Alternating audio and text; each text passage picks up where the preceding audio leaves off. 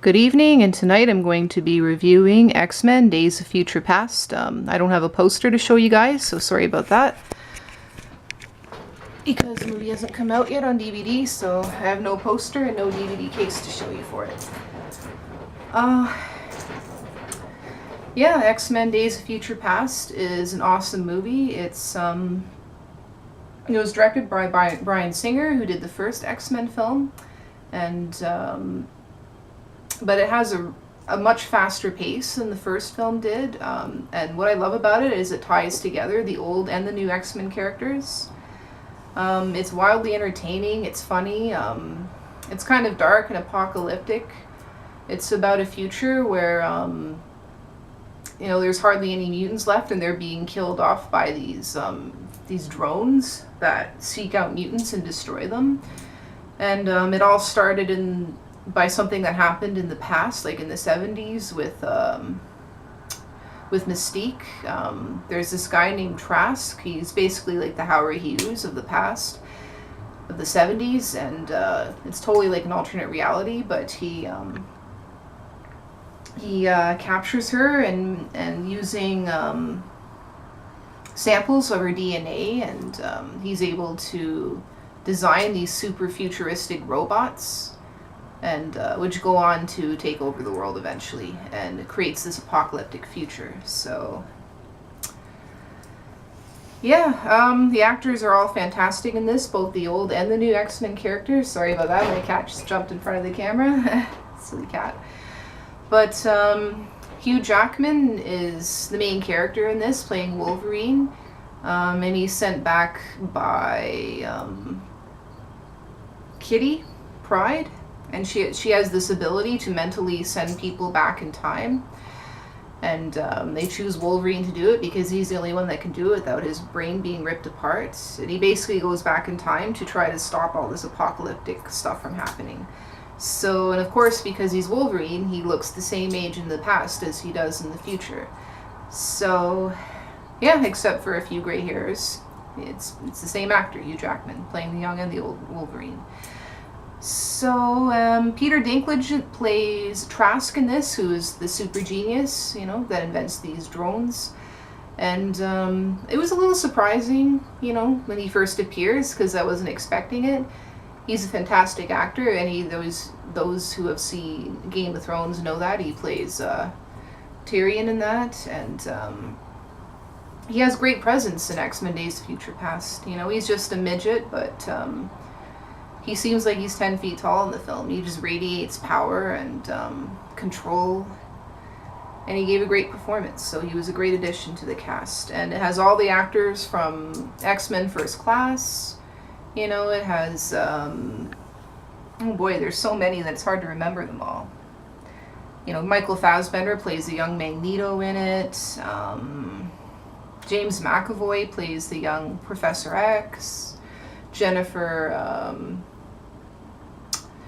oh boy, I can't remember her name, but Jennifer from the Hunger Games plays Mystique in this, as she did in X-Men First Class as well. And she's Jennifer Lawrence, of course, and she's fantastic as well. Mystique has a much larger role to play in this film as well. She's trying to uncover the truth, like the past Mystique is trying to uncover the truth about what's going on with Trask. Because he's been capturing all these mutants and experimenting on them. And Michael Fassbender as Magneto in this is really great. Once again, you never know whose side he's on, and once you get Magneto going, he just keeps going. He doesn't stop once you set him off. So the same thing happens in this film. I'm not going to give it away, but he really creates a lot of damage by the end of the film. It's pretty crazy what he does with his powers by the end,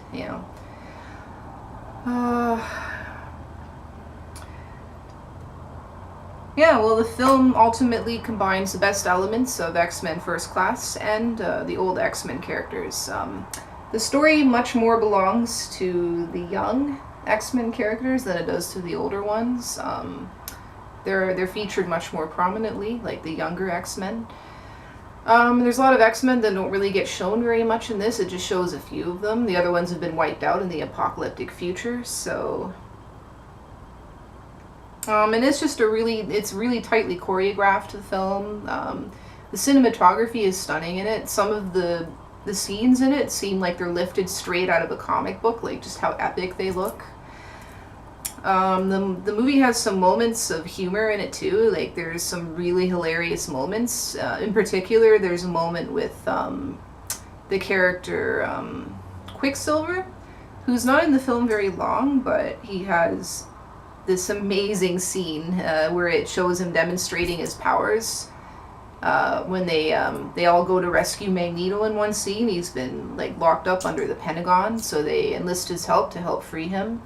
And this scene where he displays his power, like he basically moves like super fast, like so fast that time almost seems to stand still when he moves, when he uses his power. So that scene was pretty cool, I have to say. And of course everyone's talking about the scene with Hugh Jackman where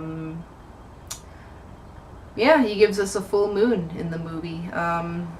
And I can tell you, seeing that movie in the theater the first time, I saw it twice, but the first time, every girl in the audience was like, woohoo!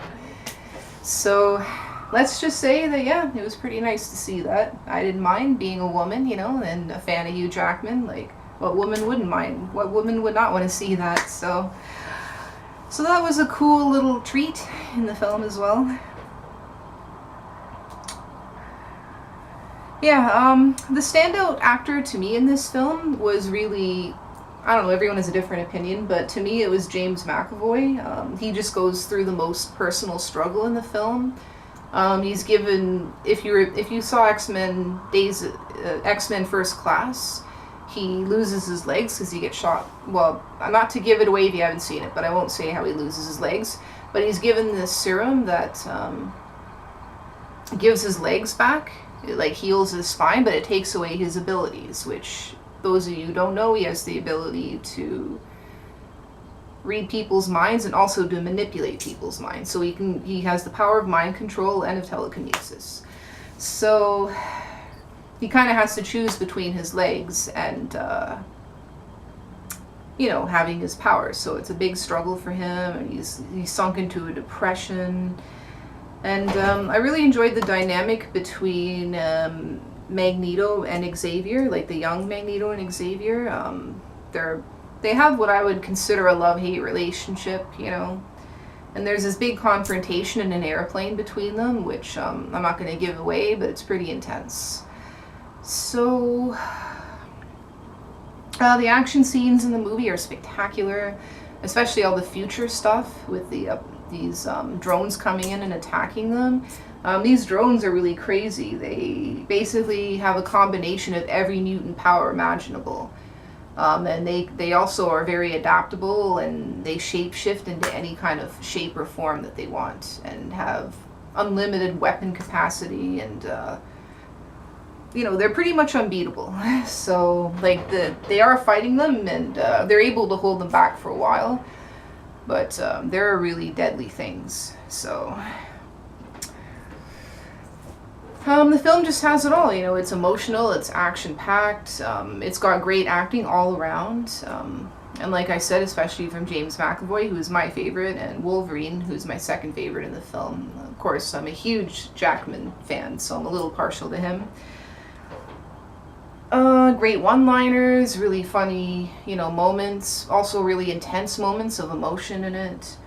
My favorite scene in the film, not to give it away too much, but there's a moment when young and old Professor X come face to face in the film, and it's a really awesome moment where, you know, he gives him some amazing advice, you know, to give him hope and courage and faith in his abilities, because, you know, his powers are like a gift and a curse, because like he can read everyone's mind, but it's like he's bombarded with constant mental noise from all these people, so he can hear all their problems and all their hurts and pains as well as everything else that's going on. And old Xavier, you know, the great Patrick Stewart, gives him some amazing advice, and it's pretty much my favorite line of dialogue in the whole film, what he says to him. So that's a really great moment, so watch out for that. The whole climax at the end of the film is awe-inspiring. You know, not to give it away too much, once again, I don't want to, it's hard to talk about this without giving away spoilers, but the drones basically come to life. I'm not going to say how, like in the past, and they have to stop them before they destroy the whole city. So it's just a really spectacular film overall. In my opinion, right up there with the Avengers, is one of the most amazing superhero movies that I've ever seen. If you're a fan of the X-Men, and you know, you're really gonna love this, especially if you've seen all the films leading up to it, which you kind of have to. Well, I guess you don't necessarily have to, but the film will make a lot more sense if you go back and watch all the other films first, like X-Men Part 1, 2, and 3, and X-Men First Class. The third film doesn't come into play, well, it does come into play a little bit, but it's mostly the first two films that are the ones you have to watch, and, well, yeah, the third one too, I guess, because there is something that happens that relates to that, so, with the Phoenix. And if you haven't seen those films and you go into this film, you might have a hard time understanding a lot of the plot lines, because the film, you know, X-Men Days of Future Past basically ties all the other X-Men's together. It has flashbacks from all those movies, and it ties everything together in a very satisfying way, I found. And although I didn't read the comic book, everyone was telling me that there are a lot of twists and turns that aren't in the comic book.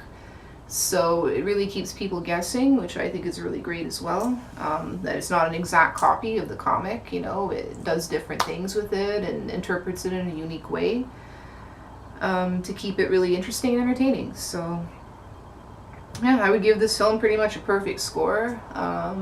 It was one of the most entertaining blockbusters of the year, and a great way to kick off the summer blockbuster